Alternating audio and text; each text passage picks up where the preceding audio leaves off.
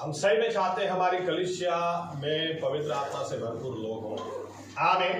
हम चाहते हैं बड़ौदा को हिलाने वाले लोग।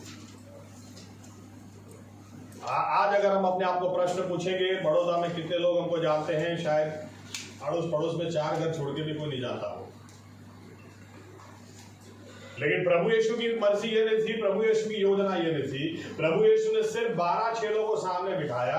कुछ ही लोगों को सामने बिठाकर प्रभु यीशु क्या बोलते हैं, पवित्र आत्मा तुम पर आएगा और तुम सामर्थ को पाओगे, और क्या होगा, ऐसी सामर्थ तुम पाओगे कि तुम मेरे गवाह बन जाओगे यरूशलेम में, यहूदिया में, समारिया में और संसार के अंत तक। यानी सिर्फ यरूशलेम को तुम नहीं हिलाओगे, तुम यहूदिया भी हिलाओगे, तुम समारिया भी हिलाओगे, और तुम संसार के अंत तक इसका ये भूकंप या इसके आफ्टर शॉक्स तुम ले जाओगे। आमीन। यानी परमेश्वर की योजना देखो या प्रभु यीशु का दर्शन हम देखें कि हमारा जीवन इस संसार के ऊपर प्रभाव डालने वाला होना चाहिए, नहीं कि संसार हम पर प्रभाव डालने वाला हो।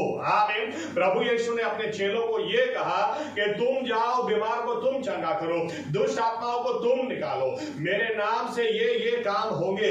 यानी प्रभु यीशु का दर्शन क्या था कि बीमारियां तुमको असर नहीं करेंगी, ये जगत की समस्या तुमको असर नहीं करेंगी, लेकिन तुम इस संसार में जहां जाओगे वहां पर तुम्हारा प्रभाव इस बीमारी पर होगा। तुम हाथ लगाओगे, बीमारियां निकल जाएंगी, तुम कहोगे, दुष्ट आत्मा निकल जाएंगे। आमीन। यीशु मसीह ने अपनी कलीसिया के बारे में भी क्या कहा, मेरी कलीसिया मैं बांधूंगा और ऐसी कि उसके सामने अधोलोक का जोर नहीं चलेगा, शैतान का जोर नहीं चलेगा। आमीन। ये प्रभु यीशु मसीह का दर्शन है। दूसरी बाजू अगर हम अपने आप को देखें तो हमारा जीवन बहुत ही सामान्य है। हम कलीसिया में आके बोल सकते जरूर हैं कि प्रभु यीशु आप जिंदा परमेश्वर हैं, आप जिंदा खुदा हैं, लेकिन हमारी गवाही, हमारे द्वारा कितने लोगों को पता चलेगा कि सही में हमारा परमेश्वर जिंदा है। बाइबल और एक दर्शन देता है, ऐसा लिखा है जकरिया 8वें अध्याय आखिरी आयतों में कि उन दिनों ऐसा होगा कि एक यहूदी व्यक्ति वो आराधना करने के लिए जा रहा होगा, तो लिखा है कि 10 अलग अलग जाति के लोग उसको पकड़ लेंगे और उसको छोड़ेंगे नहीं, और उसको कहेंगे तू जहां जा रहा हमको भी ले जा, हम भी उस परमेश्वर की आराधना करना चाहते हैं, क्योंकि हम जानते हैं कि तेरा परमेश्वर वो जिंदा परमेश्वर है। ऐसा जीवन प्रभु यीशु हमारे लिए चाहते हैं। आमीन। ऐसा ही क्योंकि प्रभु यीशु ने दूसरों को नहीं कहा, हमें कहा तुम इस संसार का उजियाला हो, तुम इस संसार का नमक हो। यानी दूसरों से उनकी कोई अपेक्षा नहीं, जो अपेक्षा है वो अगर हम कहते हैं हम बिलीवर हैं, हम उद्धार पाए हुए लोग हैं, तो आपके और मेरे साथ उनकी अपेक्षाएं जुड़ी हैं। आमीन। आमीन। लेकिन फिर भी इस बात की, इसलिए मैं 2 बातें आज आपके सामने रखना चाह रहा हूं जो मेरे लिए भी है, आपके लिए भी, हम सभी के लिए है। क्योंकि ये विषय के ऊपर जब भी मैं सोचता हूं तो मुझे सही में ऐसा होता है, अभी तक बड़ौदा हिल जाना चाहिए, अभी तक बहुत बड़ा काम हो जाना चाहिए, अभी तक ऐसे चीजें चमत्कार हो जाने चाहिए, ये होना चाहिए, वो होना चाहिए। नहीं हुआ है, इसका मतलब ये नहीं होगा। 2 बातें इसीलिए आपके सामने लाकर रखना चाहता हूं। सबसे पहली बात, प्रभु यीशु क्या बोलते हैं, एक चाबी, 2 चाबी आज हम जीवन में उतारना चाहते हैं। एक चाबी यह है कि प्रभु यीशु के पास कुछ लोग आकर पूछते हैं और कहते हैं कि प्रभु यूहन्ना के चेले उपवास करते हैं, तेरे चेले तो जब देखो तब खाने की बात, जब देखो तब खाने की बात, खा करते हैं, क्या है? यीशु मसीह क्या बोलते हैं, देखो भाई, शादी में कोई उपवास करता है क्या? शादी अच्छी तरह से हो जाए इसके लिए लोग उपवास करते हैं, लेकिन शादी में कौन उपवास करता है? आमीन। इसलिए हम कई बार लोगों को ये भी सिखाते हैं, कॉन्फ्रेंस में आके उपवास मत करो, कॉन्फ्रेंस अच्छी हो उसके लिए पहले उपवास करो। आमीन। ऊपर सुबह से शाम तक गाना बजाना सुनना, फिर शाम पढ़ते पढ़ते तो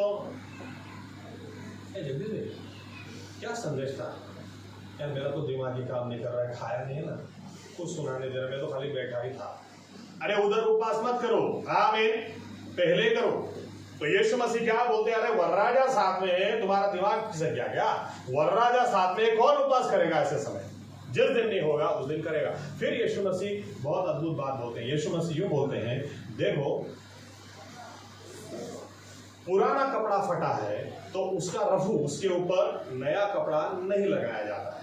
अगर उसके ऊपर नया कपड़ा लगाया क्योंकि ज्यादातर क्या होता है, कई ज्यादातर लोगों की ऐसी आदत होती है, खास तौर से अगर कॉटन का कपड़ा होगा, कॉटन का ड्रेस होगा, तो ऐसे ही नहीं पहन लेते, पहले उसको पानी में भिगोते हैं, क्योंकि पानी में जब भिगोते हैं या एक बार धोते हैं तो थोड़ा सा छोटा होता है, खेचा है, थोड़ा संकोच है कापड़।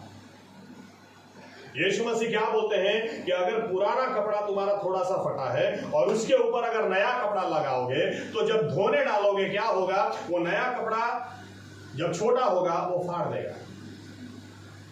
पुराने कपड़े के ऊपर पुराना ही लगाया जाता है, नए के ऊपर नया लगाया जाता है। दूसरा उदाहरण यीशु मसीह देते हैं कि अगर पुरानी मशक है उसके अंदर नया दाखरस डाल दोगे तो क्या करेगा, दाखरस जब नया हो तो वो एक्सपांड होता है, केमिकल प्रोसेस उसमें ऐसा होता है कि वो पुरानी मशक को फाड़ के बाहर निकल जाएगा।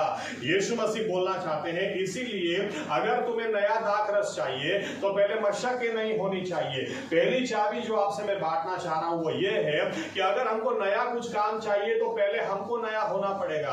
अगर हमको नया कुछ चाहिए तो पहले पुराना छोड़ना पड़ेगा।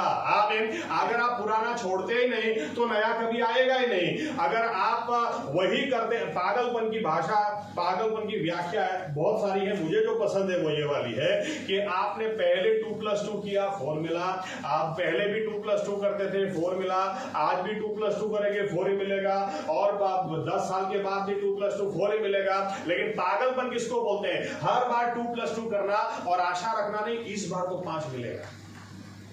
अरे 2+2 4 ही मिलेगा।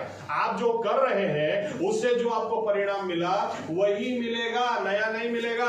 आमीन। हमारी गलती क्या है, हम लोग जो कर रहे हैं वही करते रहना चाह रहे, वही करते रहना चाह रहे, लेकिन हर बार परिणाम अलग चाहते हैं, अलग नहीं मिल सकता। अगर आपको फसल अलग चाहिए, बीज अलग बोने पड़ेंगे। पहले अगर आपको नई आशीष चाहिए तो पहले पुराना छोड़ना पड़ेगा। आमीन। पुराना छोड़ोगे, क्योंकि बाइबल क्या कहती है, अगर फिर भी परमेश्वर ने आशीष दे दी और आप वही पुरानी मशक है, वो आशीष आपको फाड़ देगी, वही आशीष आपको बर्बाद कर देगी। इसलिए छोटे बच्चे को 1.5 लाख का मोबाइल हम खेलने के लिए नहीं देंगे। 1.5 लाख उसको क्या फर्क पड़ता है, 1.5 लाख का है कितने का है, वो तो तोड़ फोड़ के आपको दे देगा वापस। पहले उसको जिस दिन समझ में आए 1.5 लाख कैसे आता है, 1.5 लाख किसको बोलते हैं। आमीन।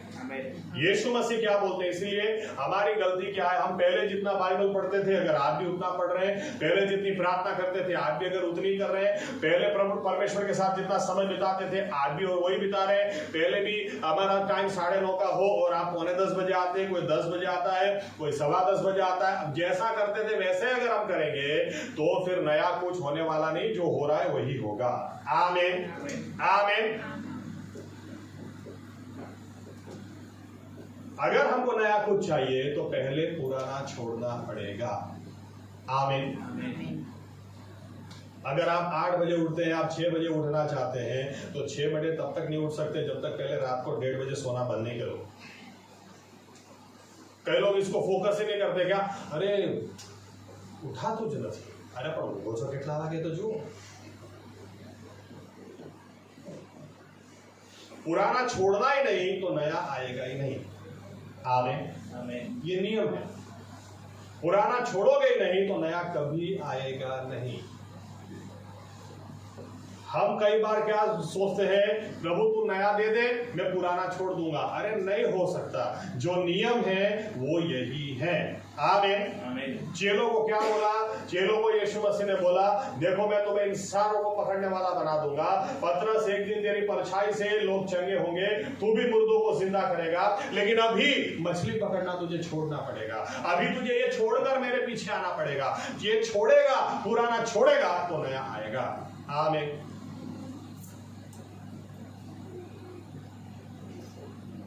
हमारा शेड्यूल आज भी वैसा ही है, सुबह उठ के पहले मोबाइल,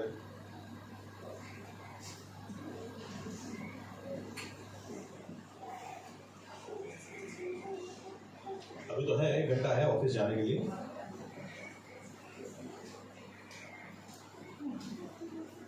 अभी तो आधा घंटा है।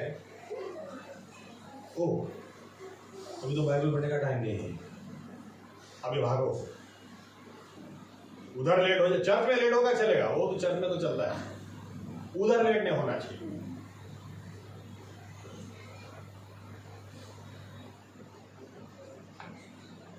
एक बार एक व्यक्ति मुझे पूछता है, माँ ने बोला पास्टर इसको जरा समझाओ, ये चर्च में कभी टाइम से आता ही नहीं है और ऊपर से क्या बोलता है। मैंने कहा बोलो, हाँ ऊपर से क्या बोलता है। मैंने कहा बोलो बोलो क्या बोलता है।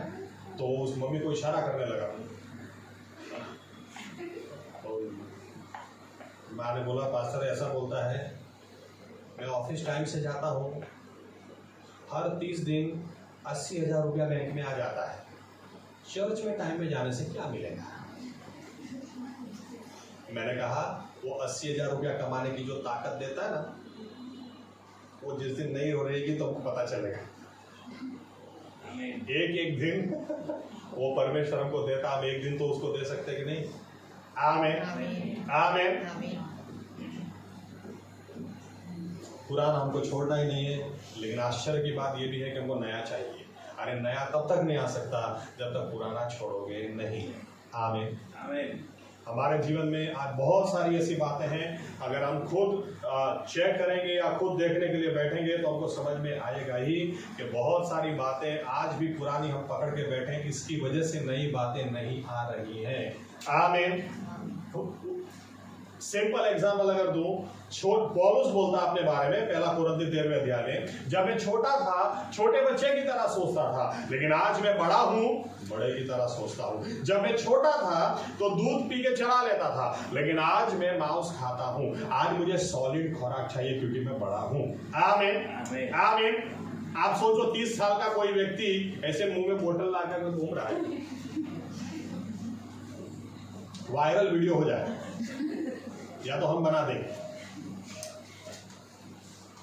लेकिन अगर आत्मिक तौर से देखें हम वही कर रहे हैं। पहले भी हम दूध पीते थे, आज भी हम दूध ही पी रहे हैं। पहले भी हम बाइबल में जितना समय बिताते थे, एक अध्याय पढ़ लिया यानी वो बाप रे, इसको बोलते तुमको पता चलता है, एक अध्याय में डेली पढ़ता हूँ, एक अध्याय। अरे खाने में भी ज्यादा टाइम देते होंगे इससे। और फिर हम सोचते हैं यीशु के नाम में बड़ौदा हिल जाए। अरे तुम ही नहीं हिल रहे हो, बड़ौदा किधर से हिलेगा, तुम ही नहीं हिल रहे हो। पुराना छोड़ोगे तो नया आएगा। आमीन आमीन। मैंने मैसेज भेजा था, चलो कॉन्फ्रेंस के लिए, हमारे देश के लिए हम प्रार्थना करने के लिए इकट्ठा होते हैं। और मुझे देरी हो गई क्योंकि मैं सूरत से आया और आके सीधा फिलोमिना बहन के घर पे गया। देरी हो गई, 6 बजे का टाइम था, 6:30 बजे में पहुंचा। जाके देखा तो और कोई था ही नहीं। मुझे तो लगा लोग राह देख रहे होंगे, वेट कर रहे होंगे, अब पास्टर साहब दिखाई नहीं दे रहे, लेकिन खाली फिलोमिना बहन ही वेट कर रहे थे, कोई नहीं। फिर हमने तो कर डाली। फिर हमने कहा चलो, हम लोग 3 थे, मैं, मेरी वाइफ एंजल और फिलोमिना बहन, हमने 4 हैं, चलो हम लोग प्रार्थना करते हैं। मेरा कहने का मतलब आपको नया कुछ करना ही नहीं, आपको वही करना है जो पहले से करते आए, और अपेक्षा रखो कि कुछ नया होगा, नहीं होगा। आमीन। यीशु मसीह बोलते हैं नया दाखरस वो पुराने को फाड़ देता है। नया दाखरस चाहिए तो मशक भी नहीं लाओ, पहले तुम भी तो नए हो जाओ। आमीन। हमारे जीवनों को चेक करें, हमारे जीवनों को देखें, कौन सी पुरानी बातों को अभी तक हम पकड़ के बैठे हैं। जब तक उसको छोड़ेंगे नहीं, नया आएगा नहीं। आमीन। कई लोगों का स्वभाव इसीलिए नहीं बदलता क्योंकि पुराना छोड़ना ही नहीं चाह रहे। पुराना छोड़ना ही नहीं चाह रहे हो तो नया आएगा ही नहीं। क्योंकि मुझे दूसरे विषय पर जाना है, इसलिए इस विषय को ज्यादा मैं अंदर नहीं ले जा रहा, लेकिन सिंपल सी बात है, जो आदमी पुराना छोड़ता नहीं उसके जीवन में नया कभी आएगा ही नहीं। ऐसा व्यक्ति कभी गवाह बन ही नहीं सकता। ऐसा व्यक्ति दूसरों के लिए ठोकर का कारण बन जाएगा, क्योंकि वही का वही है। 5 साल पहले आप बोलते थे तो गाली निकल जाती है, गुस्सा आता तो 5 साल के बाद भी निकल जाती है, और 5 साल के बाद भी निकल जाती है। यानी आपने पुराना छोड़ा ही नहीं है तो नया आएगा किधर से? आमीन। बहुत ही सीरियस पॉइंट। हम अपने जीवनों को जांचें, चेक करें, देखें हमारे जीवन में कौन सी ऐसी पुरानी बात अभी भी हम लोग पकड़ के बैठे हैं।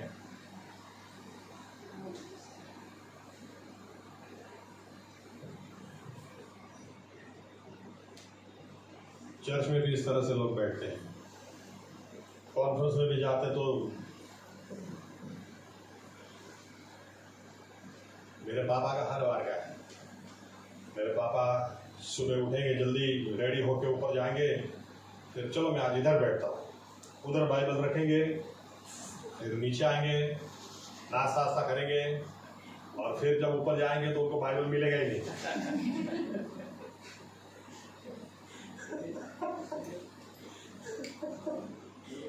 इस बार जब मैं ऊपर जा रहा था वो नीचे बैठे थे, मैंने कहा क्या हो गया नीचे? वही हर बार का।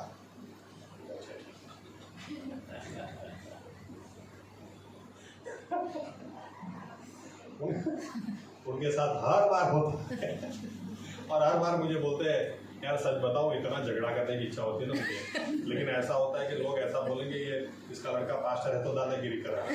अरे लेकिन मैं सुबह उठ के जाता हूँ, मेरा बाइबल रखता हूँ, वो बाइबल हटा देते हैं। मेरा बाइबल मुझे मिलता ही नहीं यार, मैंने जगह रोकी थी, किधर गया? फिर बाइबल ढूंढनी पड़ती, जगह तो छोड़ो, बाइबल ढूंढना पड़ता है, किधर गया।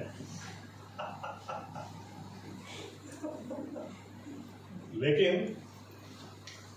जो जानते मेरे पापा को, वो मारते पहले थे, पूछते बाद में थे क्या हुआ। आज ऐसा करना वो देख के भी हमको खुशी होती है कि कितने बदल गए। बदलना जरूरी है। आमीन। नाम था एक बार मेरे पापा का, कुछ भी हो गया मार देने का, अरे डॉन है वो, चीता नहीं, डॉन में घर में डॉन होगा, मेरे सबसे बड़ा डॉन को बोलते थे, डॉन मैं हूँ, तू कौन है? और आज चुपचाप पीछे बैठ जा। परिवर्तन आना जरूरी है, लेकिन पुराना छोड़ोगे ही नहीं तो नया आएगा ही नहीं। आमीन। विश्वासी लोग, हम सोचें, अपने जीवनों को जांचें, अभी भी कौन सी पुरानी बातें हैं जो हम छोड़ ही नहीं रहे। चर्च में वही टाइम से आना, देर से आना, बोला हो कि आकर प्रार्थना करो, इधर आकर झुक जाओ, अन्य भाषा में बोलो, प्रभु यीशु के आगे आंसू बहाओ, लेकिन नहीं, हमसे नहीं होता। तो नया काम किधर से होगा? नया काम करने के लिए पुराना पहले छोड़ना पड़ेगा। आमीन। प्रभु यीशु यहाँ पर यूं बोल रहे हैं कि ऐसा नहीं कि नई आशीष वो देना नहीं चाहते हैं, लेकिन हम भी तो नए हो जाएं। आमीन। आमीन।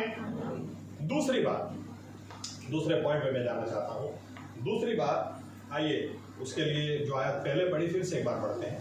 प्रेरितों के काम 2 और 42। प्रेरितों के काम 2 और 42। તેઓ પ્રેરિતોના બોધમાં, સંગતમાં, રોટલી ભાંગવામાં તથા પ્રાર્થનામાં દ્રઢતાથી લાગુ રહ્યા।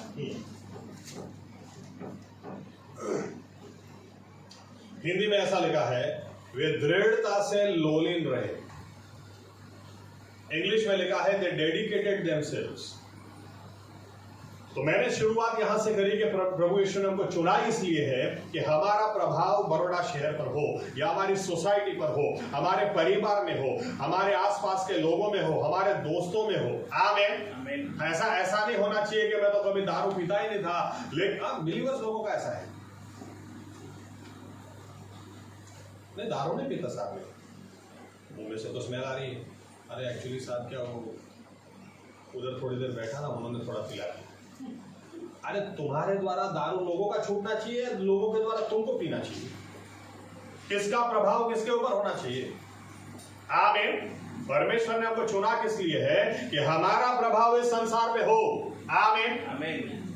लोग नंगे घूमते हैं, कुछ भी कपड़ा पहन के घूमते हैं, और अगर बिलीवर्स हम सोचे चलो अभी हम भी नंगा घूमना शुरू करें, अरे हमको देखकर लोगों को कपड़े पहनने का होश आना चाहिए।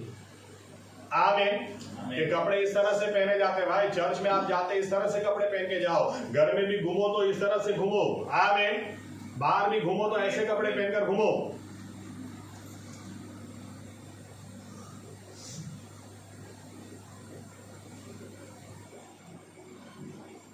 और मेरे दिमाग में तो ये घुसता नहीं, तुम नंगे होकर फोटो खिंचाओ, दूसरों को क्यों दिखाना? फेसबुक पे रखेंगे, इंस्टाग्राम में रील बनाएंगे, भाई सब देखो।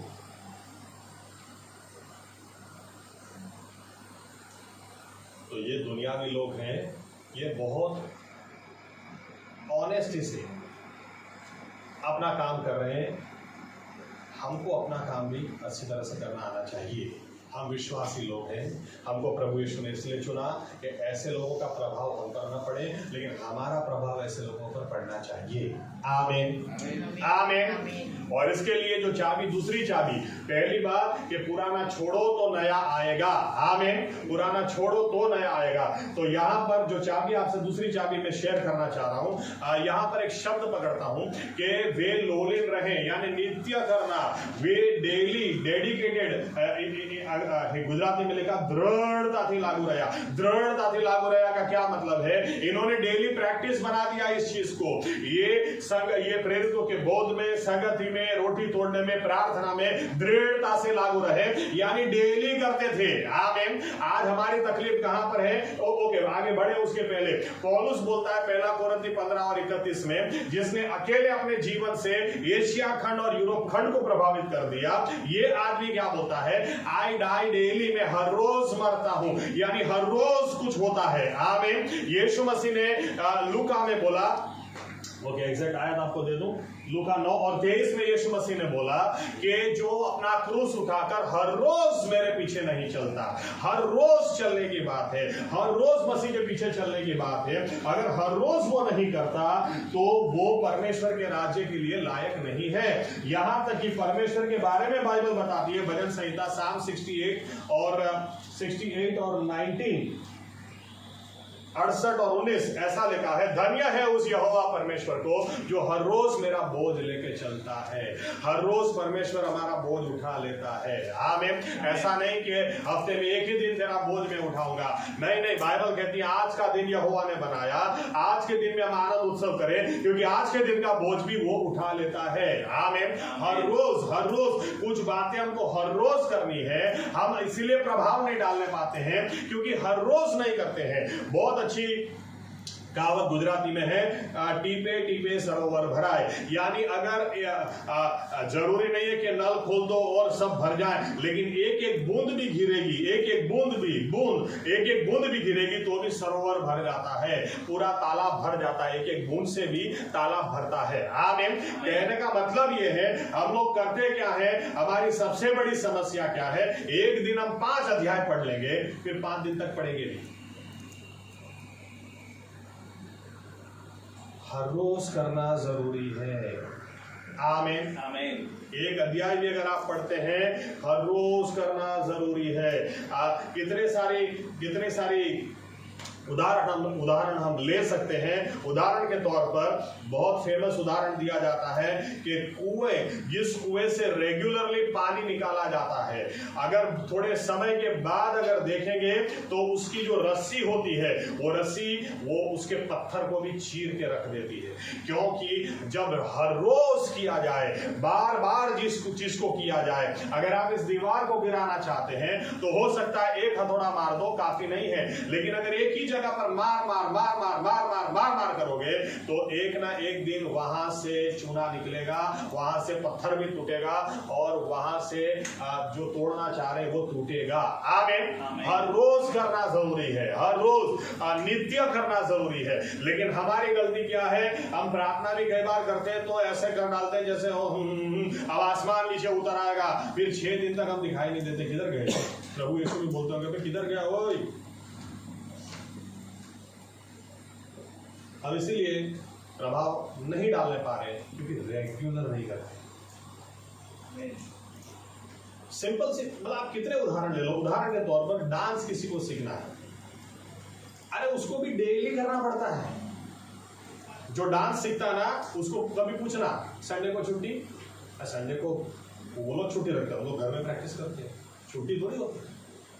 म्यूजिकल इंस्ट्रूमेंट जो सीखता है, जो इंस्ट्रूमेंट सीखता है, वो भी 7 दिन उसको प्रैक्टिस करना जरूरी है। बहुत ही फेमस वायलिनिस्ट थे, उन्होंने यूं कहा था, नाम मैं भूल गया, उन्होंने यूं कहा था अगर 1 महीने तक मैं वायलिन नहीं बजाता, अगर 1 महीने तक, तो फर्क मुझे सुनने वालों को पता चल जाता है। अगर 1 हफ्ते तक मैं प्रैक्टिस नहीं करता तो मेरे परिवार को पता चल जाता है। लेकिन अगर 1 दिन भी मैं छोड़ दूं और प्रैक्टिस नहीं करूं तो मुझे समझ में आता है कहां से कहां फर्क आएगा। डेली करना जरूरी, नित्य करना जरूरी। आमीन आमीन। हम अपने जीवनों में देखें क्या हम इन बातों को नित्य करते हैं, क्योंकि जो नित्य नहीं करता वो प्रभावशाली कभी बन नहीं सकता। आज प्रभु आपको धन्यवाद, और कल गाली, परसों श्राप, और फिर से प्रभु आपके जैसा कोई भी नहीं। जो नित्य नहीं करता वो प्रभाव नहीं डाल सकता।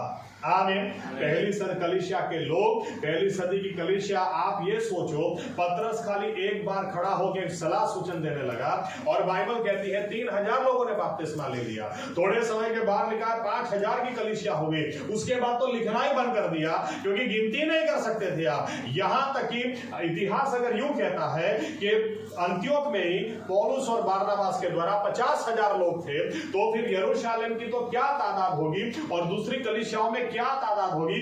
क्योंकि ऐसा जरूर लिखा है, हर रोज नए नए लोग मसीह में आने लगे, हर रोज कलीसिया में लोग ऐड होते जाने लगे। क्यों? क्योंकि पहली सदी की कलीसिया कुछ ऐसा करती थी। आप याद रखना, ऐसे मसीह लोग कोई प्रभाव नहीं डाल सकते जो आज गाली देंगे, कल बोलेंगे धन्यवाद प्रभु यीशु, और मेरा प्रभु ने मेरे लिए बड़ा काम कर दिया, फिर परसों बोलेंगे कि प्रभु तुम चिंता मत करो, प्रभु तुम्हारे लिए बड़ा काम कर सकता है, तुम्हारे कैंसर की बीमारी है, कोई चिंता मत करो। 11 चलो मेरे साथ बजिंदर सिंह आ रहे हैं, वो आपको ठीक कर देंगे। अरे वो तुमको पहले देख रहा है, तुमको ठीक नहीं हो रहा है। वो पहले सोचेगा मेरा कैंसर बाद में हो जाए। भाई तू पहले पड़ेगी कब छोड़ेगा।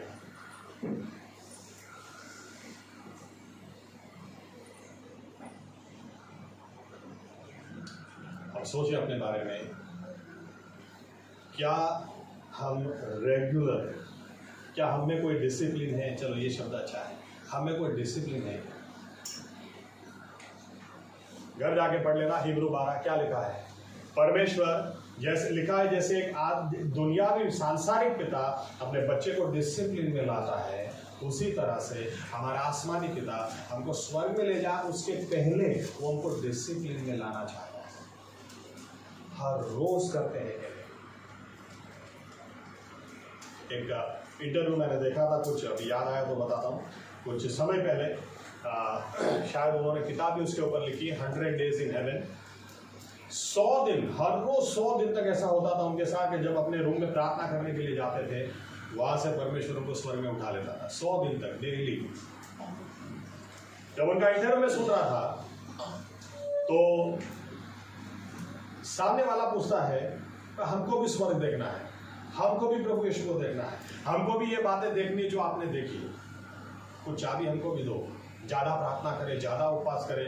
इन्होंने चाबी क्या दी पता है? बोलता नहीं नहीं नहीं, प्रार्थना तो सभी लोग करते हैं, बाइबल सभी लोग पढ़ते हैं, लेकिन सभी को ऐसे अनुभव नहीं होते। मैंने जो सीखा मैं बताता हूं। बोलते मैं आर्मी में था, 20 साल आर्मी में मैंने नौकरी की, वहां से डिसिप्लिन सीखा।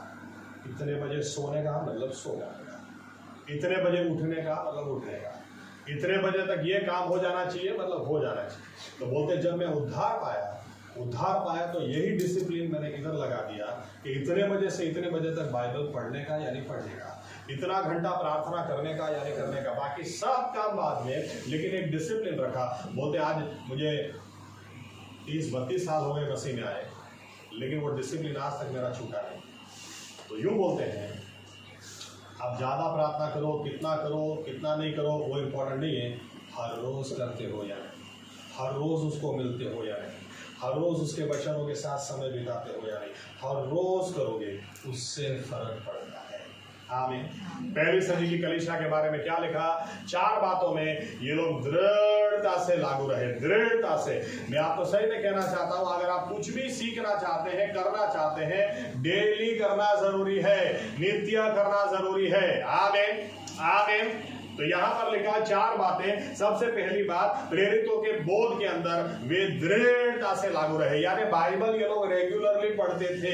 बाइबल आप रेगुलरली पढ़ते हो या नहीं? अगर आप सही में प्रभाव डालना चाहते हैं तो उसके पहले प्रभावशाली आप तभी बनने पाओगे जब पहली सदी की कलीसिया, न इनमें ज्यादा पढ़े लिखे लोग उस वक्त थे, न तो ज्यादा हाई प्रोफाइल लोग थे, क्योंकि बाइबल बताती है लेवी लोग बाद में 6ठे अध्याय में लिखा, लेवी लोग अब इनके पास आने लगे, अब उनके पास अच्छा बाइबल जानने वाले लोग आने लगे। लेकिन उसके पहले कौन थे? मछुआरे थे, कम पढ़े लिखे लोग थे। और बाद में लिखा पौलुस जैसे ज्ञानी लोग वहां पर आने लगे।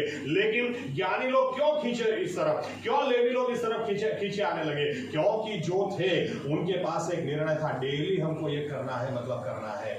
आमीन। नित्य करते थे, डेली बाइबल पढ़ना है, मतलब पढ़ना ही है। हम अपने बारे में सोचें, क्या हम नित्य करते हैं, डेली करते हैं? क्या नौकरी पे डेली जाएंगे? लेकिन ये नौकरी से ज्यादा बड़ी बात है, ये विद्यार्थी के लिए भी है, घर पे जो रह के काम करता उनके लिए भी है। क्योंकि जिन्होंने विश्वास किया, बपतिस्मा लिया, उनके बारे में लिखा है, वे लोगों ने उस जमाने में क्या किया? 4 बातों को नियमित किया, 4 बातों को रेगुलर किया। बाइबल रेगुलरली पढ़ते थे। आज भी हमको कलीसिया के लोग जाकर पूछते हैं, 2 दिन से नहीं पढ़ा है, नहीं पढ़ते हैं। अरे पढ़ो ना, क्यों नहीं पढ़ते? आपने शायद वीडियो देखा होगा, 5-10 साल पुराना वीडियो होगा। चीन के अंदर एक इलाकों में इनको बाइबल चाहिए था, बाइबल दो हमको, बाइबल दो। हमने परमेश्वर के बारे में सुना बहुत है, लेकिन हम बाइबल पढ़ना चाहते हैं। और जो वीडियो आया था, जब वो पार्सल वहां पर भेजा गया और जैसे ही पार्सल खोला, अरे आपको आंख में से आंसू आ जाए, किस तरह से लोग, मुझे बाइबल नहीं, मेरा बाइबल, मुझे बाइबल दो, मुझे बाइबल चाहिए। और हमारे घर में कई बार हमको ऐसे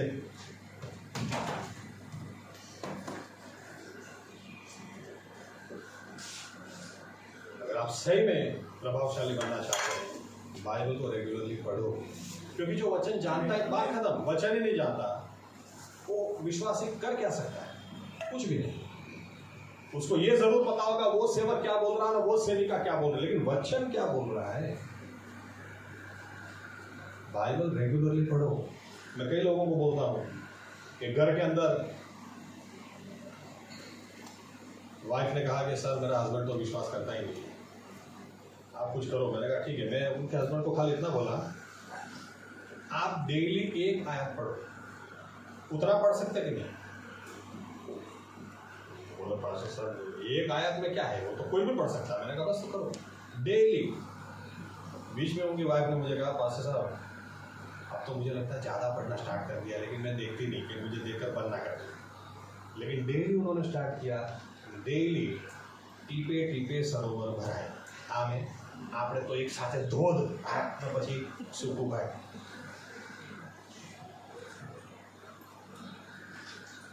ऐसा मत करो। इसीलिए आज तक जो होना चाहिए नहीं हुआ। रेगुलर पढ़ो। आमीन। इतना रेगुलर कि मुझे चले ही नहीं उसके बिना। दूसरी बात ऐसी लिखी है, संगति में दृढ़ता से लागू है। संगति में, और संगति में काफी कुछ कहा जा सकता है, लेकिन पहले तो यूं कहूं, क्योंकि कल ही किसी से मेरी बात निकली। मैं विजिट के लिए गया मिस्टर जय के घर। संगति इतनी इंपॉर्टेंट है। बाइबल कहती है लोहा लोहे को काटता है, उसी तरह से एक दोस्त ही दूसरे दोस्त के चेहरे पे उजियाला ला सकता है। आमीन। संगति कैसी है आपकी, बहुत इंपॉर्टेंट है।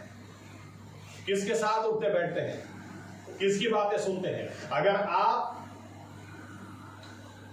अफसोस की बात यह है, विश्वासी लोगों को विश्वासियों के साथ संगति करनी नहीं है, इनको दूसरों के साथ ही संगति करनी है। जबकि पहली सदी में ये लोग अच्छी तरह से जानते थे 2 या 3 यीशु मसीह के नाम से इकट्ठा हो, यीशु मसीह वहां पर है। आमीन आमीन आमीन। चर्च में भी या तो चर्च क्या है? विश्वासियों का समूह, उद्धार पाए हुए लोगों का समूह। पहली सदी की कलीसिया, आप इतिहास पढ़ो, एक समय आ गया बाद में जहां पर अगर आप चर्च में जा रहे हैं, इनको मार दिया जाता था, पकड़ के भूखे शेरों के बीच में डाल दिया जाता था, इनको जला दिया जाता था, इसलिए कि विश्वासी हैं। लेकिन फिर भी आप इतिहास पढ़ेंगे, इन्होंने संगति में जाना कभी बंद नहीं किया। फिर भी 2 विश्वासियों ने इकट्ठा होकर प्रार्थना करना बंद नहीं किया, क्योंकि ये लोग जानते थे इस बात को, कहीं भी हो कुछ भी। आप देखो पतरस को यूहन्ना को मारा पीटा, लेकिन लिखा है वहां से जब धमकी देकर उनको भेजा, सीधा ही अपने भाइयों के बीच में गए, सीधा ही संगति में गए। इनको पता था घर पे जाने से पहले हमको संगति में जाना जरूरी, संगति में दृढ़ता से लागू रहे।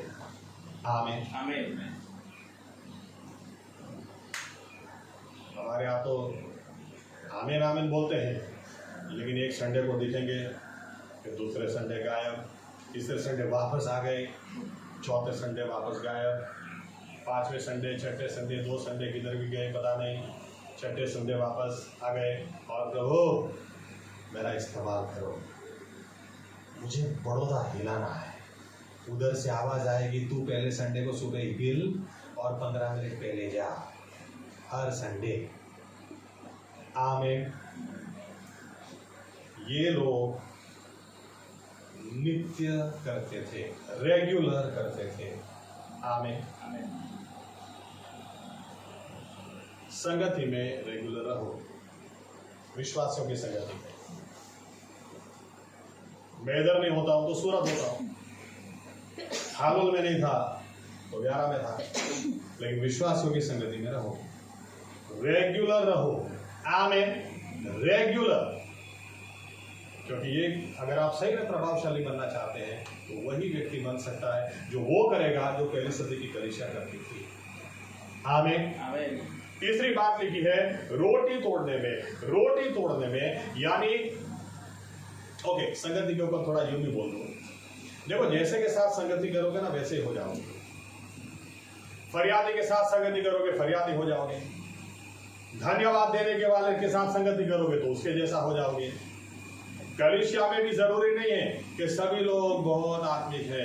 याद रखना, इजरायली लोग लाखों की तादाद में निकले, लेकिन उसके बीच में कुछ लोग बलवाखोरी करने वाले थे ही। कुछ का विश्वास तो इतना टूटा हुआ था कि उनके साथ जो संगति करते थे उनका भी विश्वास टूट जाता था। नहीं, हम नहीं जा सकते आगे। तो कलीसिया में भी हर कोई व्यक्ति आपके विश्वास को बढ़ाने वाला नहीं होता है। फिर लोग क्या करते हैं, चोट खा के फिर चर्च को बदनाम करेंगे, पास्टर को बदनाम करेंगे और मिनिस्ट्री को बदनाम करेंगे। लेकिन आपको पता होना चाहिए कि मुझे किसके साथ उठना और बैठना है। यहां बैठने से मेरा विश्वास बढ़ता है तो इस जगह को मैं छोड़ूंगा नहीं, लेकिन यहां पर बैठने से फालतू बातें होती है, छोड़ो। आमीन।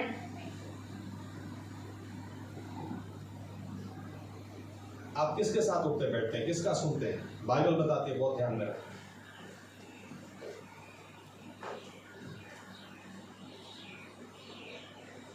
पहली सदी की कलीसिया को इतना पता था, अच्छी तरह से पता था। तीसरी बात, रोटी तोड़ने में यानी प्रभु भोज में ये लोग रेगुलर रहे। मुझे बहुत अच्छा लगा, मार्था मैंने सुबह बोला, पास्टर साहब रमन को तो ऐसा है, तो मेरी समस्या वो नहीं है, मेरी समस्या ये है कि आज मेरा प्रभु भोज जाएगा, मुझे कुछ भी करो, मुझे प्रभु भोज चाहिए। मुझे सुन के बहुत अच्छा लगा, ऐसा होना ही चाहिए। आमीन आमीन। क्योंकि पहली सदी की कलीसिया ये करती थी, रोटी तोड़ने में ये लोग लोलिन रहे, दृढ़ता से लागू रहे, यानी प्रभु भोज हो उसको कभी छोड़ते नहीं थे। आमीन आमीन आमीन। एक आयत भी देखते हैं, चलिए लूका 24:30-31, देखो क्या लिखा है।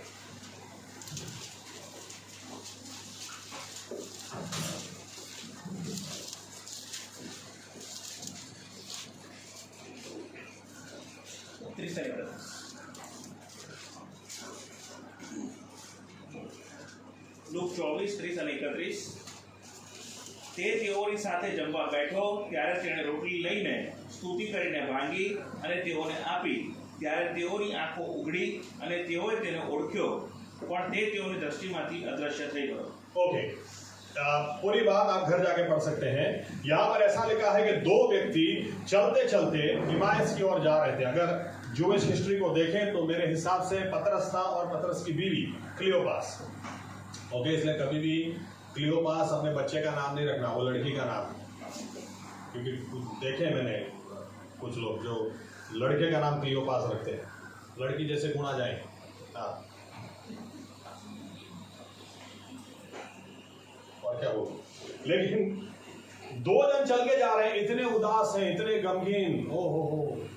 और बाइबल कहती है यीशु मसीह ने उनके साथ चलना शुरू किया. तो अब ये देखिए कितने उदास होंगे या कितने गमगीन होंगे कि यीशु मसीह ने जब पूछा क्यों इतने उदास हो, तो ये दोनों जन यीशु मसीह को बताने भी लगे. तुमको पता नहीं है यरूशलेम में क्या हुआ है? हाँ? यीशु मसीह को बता रहे यीशु मसीह को कैसे मार दिया. यीशु मसीह भी सुन रहे हैं. ठीक है, चलो चलते गए, ये लोग बताते गए क्यों हम उदास हैं, क्यों हम निराश हैं, क्यों हमारे चेहरे पे हंसी नहीं है. और यीशु मसीह सुनते गए. फिर बाइबल बता दी यीशु मसीह ने बोलना शुरू किया, तो इनको थोड़ा अच्छा लगा. तो इन्होंने यीशु मसीह को बोला हमारे साथ ही रुक जाओ, और भी बात करते हैं. और जब खाने के लिए बैठे, ऐसा लिखा यीशु मसीह ने रोटी ली और जैसे ही रोटी के ऊपर आशीष मांगी, उसे तोड़ा. लिखा है तुरंत इनकी आंखें खुली और इनको समझ में आया तो मसीह है. प्रभु भोज इसलिए जरूरी है कि हमारी आंखें खोलता है. आमीन, आमीन. रोटी तोड़ना, उसके ऊपर आशीष मांगना, उसका भागीदार होना इसलिए हमारे लिए जरूरी है क्योंकि ये हमारी आंखें को खोल देता है. आमीन, आमीन. किसी दिन उसके ऊपर ही संदेश देखेंगे तो ज्यादा डीप में जाएंगे. लेकिन पहली सदी की कलीसिया, आज कई लोगों को समस्या है, बाइबल समझ में नहीं आता है, बाइबल हमको पता नहीं चलता, परमेश्वर की योजना समझ में नहीं आती क्योंकि आंखें बंद है. लेकिन प्रभु भोज ये लोग रेगुलर लेते थे, परमेश्वर के साथ रेगुलर संगति करते थे. होता क्या था, इनकी आंखें खुल गई. इनको सही में पता चला, अरे वो औरतों ने बोला था. अब ये देखो, औरतों ने बोला था कि वो उठा है, इसके बावजूद इनको विश्वास नहीं है. अब उनको समझ में आता है नहीं. लेकिन आंखें कब खुली, जब उन्होंने रोटी तोड़ी. आमीन, आमीन. चौथी बात लिखी है प्रार्थना में. प्रार्थना में मेरे ख्याल से ये सबसे इंपॉर्टेंट बात है कि ऐसा है ही नहीं कि हमारा परमेश्वर प्रार्थना का जवाब न दे. ऐसा है ही नहीं कि क्योंकि परमेश्वर खुद बोलता है मेरा हाथ आज भी छोटा नहीं हो गया, मेरे कान आज भी बहरे नहीं हो गए. लेकिन समस्या हमारी तरफ से आती है, हम कितनी प्रार्थना करते हैं. मैं आपको एक उदाहरण देता हूं.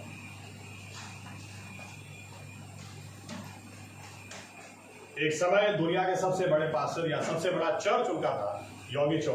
आज तो उनसे बड़े चर्च काफी हो गए. योगी चौ साहब ने क्या इक्वेशन दिया. योगी चौ साहब ने यूं बोला था कि मेरे हिसाब से 4 घंटा अगर प्रार्थना करो, 4 घंटा, तो आधा घंटा किसी के साथ संगति करनी चाहिए, वो फलवंत होती है. और हम लोग क्या करते हैं, 4 घंटा लोगों के साथ बिताते हैं, आधा घंटा भी हमारी प्रार्थना नहीं है.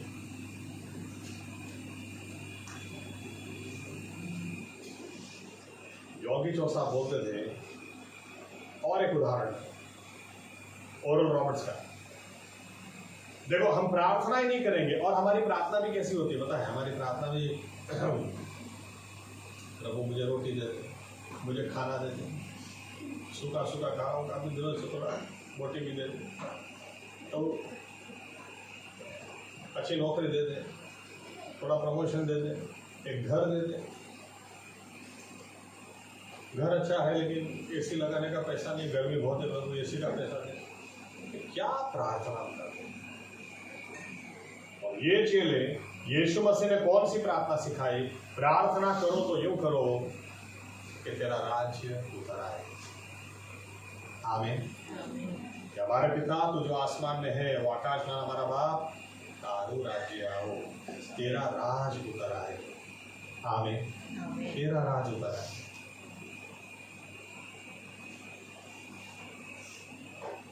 प्रार्थना ये सिर्फ हमारे लिए नहीं, प्रार्थना अगर आप करोगे तो आप दूसरों को भी प्रश्न का हल देने पाओगे.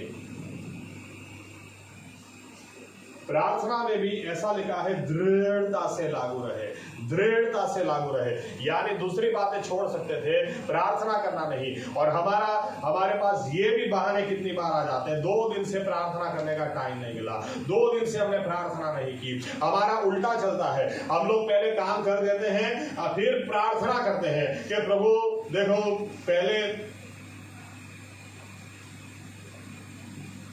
पहले घर में एक टीवी ले आए, फिर प्रार्थना करते हैं प्रभु रिमोट तो मेरे हाथ में आता ही नहीं। क्या बच्चे पूरा दिन कार्टून देखते रहते हैं, अरे लाने से पहले प्रार्थना करो ना।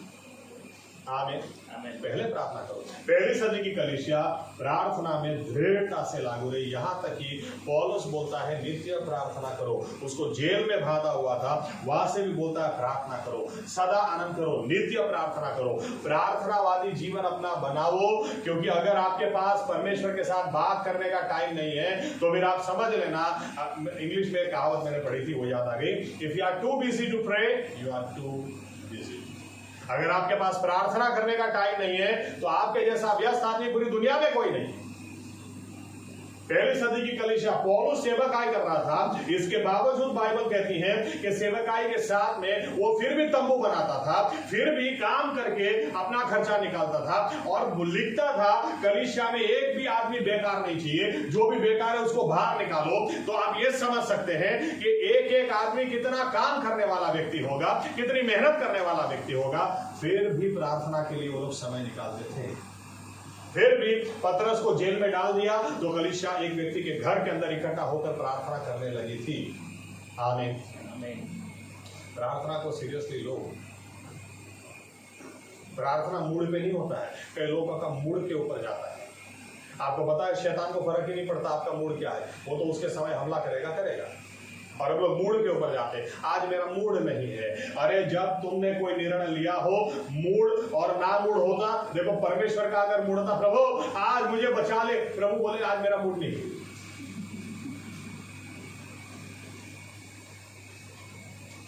आप भरोसा उसी के ऊपर कर सकते हैं, जो आज भी हाँ बोलेगा, कल भी हाँ बोलेगा, परसों भी हाँ बोलेगा, नरसों भी हाँ बोलेगा। आपको पता है इधर से ना जवाब नहीं आएगा। आमीन। हमारी लाइफ में थोड़ा डिसिप्लिन आना है, जो पुराना है उसको छोड़ो तो ही नया आएगा। और इन बातों में पहली सदी की कलीसिया, आपकी पढ़ाई कितनी है फर्क नहीं पड़ता, आप मेल फीमेल है फर्क नहीं पड़ता, आप कितने पैसेदार कितने गरीब हैं उससे फर्क नहीं पड़ता, नित्य करते हैं कि नहीं इन बातों को। क्योंकि पहली सदी की कलीसिया नित्य करती थी, दृढ़ता से करती थी, तो उस कलीसिया ने सब कुछ हिला कर दिया। हम भी कर सकते हैं अगर हमारे पास भी ये निर्णय हो। आमीन, आमीन। एक दिन प्रार्थना करो, 4 दिन गायब, ऐसा मत करो। एक दिन बाइबल पढ़ लिया, 4 दिन गायब, ऐसा मत करो। नित्य करो, डेली करो, डेली। आमीन। एक बार ये बोल के मैं खत्म करूं, एक बार जो दुनिया के महान मोटिवेशनल स्पीकर जिनको गिना जाता है जिग जिगलर, क्योंकि उनके नाम के पीछे लिखा जाता है Zig Ziglar comma the man who motivated America, ऐसा लिखा जाता है। अभी तो गुजर गए। उनको एक बार एक बहन ने आकर पूछा, सर मैं आपसे एक बात पूछना चाहती हूँ। उन्होंने बोला बोलो। आपको जब सुनते हैं ना इतना मोटिवेशन मिलता है, इतना मोटिवेशन मिलता है, लेकिन एक बार हॉल से बाहर चले गए हम, फिर दूसरे दिन तीसरे दिन ऐसी बैटरी डाउन हो जाती है, क्या करें बैटरी को चार्ज रखने के लिए। इन्होंने क्या जवाब दिया, आप अच्छे से अच्छा बॉडी वॉश यूज करो, अच्छे से अच्छा डिओड्रेंट लगाओ, अच्छे से अच्छा परफ्यूम भी लगाओ, फिर भी दूसरे दिन नहाना पड़ेगा। आमीन। हर रोज नहाना ही पड़ेगा। ये बातें एक बार मीटिंग में आ गए, सुन के खत्म हो गया, उसकी नहीं होती है, हर रोज करना पड़ता है। आमीन। अपने आप को मोटिवेटेड हर रोज रखना पड़ता है। हर रोज जो करता है वो एक न एक दिन दूसरों पर प्रभाव डालने वाला हो जाता है। आमीन, आमीन। आइए अपनी जगह खड़े हो जाए। हम सोचें अपने जीवनों के बारे में। हमारा परमेश्वर बहुत बड़ा है, उसकी बुलाहट बहुत बड़ी है, बहुत बड़ी बुलाहट। लेकिन जब तक हम पुराना छोड़ेंगे नहीं, हमको कई बार लगता है वो मुझे आशीष नहीं देता, अरे वो तो ऐसी आशीष देना चाहता है, लेकिन वो जानता है इस वक्त अगर उसने दी वो आशीष हमको फाड़ देगी, वो आशीष हमको बर्बाद कर देगी। लेकिन वो चाहता है कि वही आशीष वो हमें दे, लेकिन पहले मशक न भी हो जाए, पहले बैग तो नहीं हो जाए, ताकि उसमें नया दाखरस रह सके।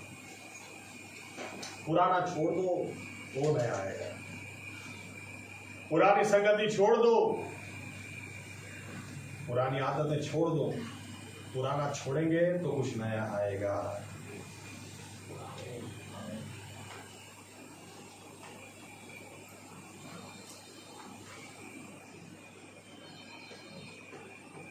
परमेश्वर हमारा युगानुयुग वही का वही परमेश्वर का वचन बोलता है।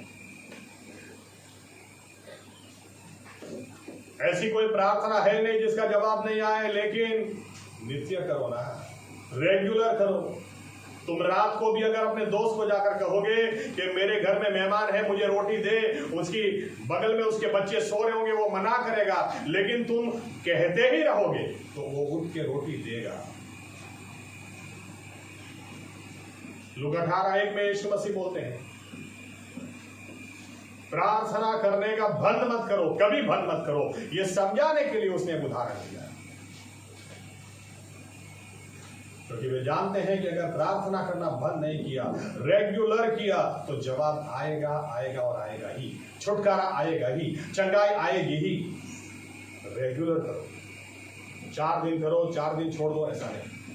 पहली सदी की कलीसिया बाइबल को रेगुलर पढ़ती थी, संगति में रेगुलर रहती थी, रेगुलर रोटी तोड़ने में शामिल होते थे, रेगुलर प्रार्थना करते थे। अगर हम भी यही करेंगे तो हमें भी यही परिणाम मिलेगा, क्योंकि यीशु मसीह कल आज और युगानुयुग वैसा का वैसा है। प्रभु यीशु मसीह फेथ चर्च बड़ौदा के साथ हम विश्वासों के साथ ऐसा ही हो। ये प्रार्थना प्रभु यीशु मसीह के नाम से करते हैं। आमीन। धन्यवाद। बैठ सकते हैं।